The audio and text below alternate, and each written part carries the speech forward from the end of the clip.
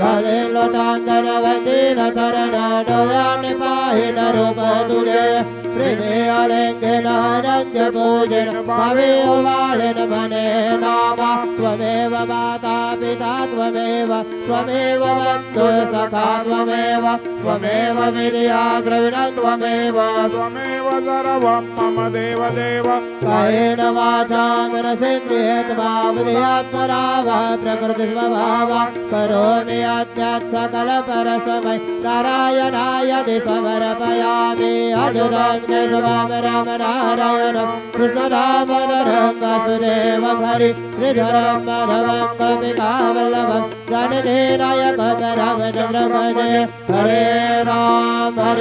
Ram Ram Hare Hare Hare Krishna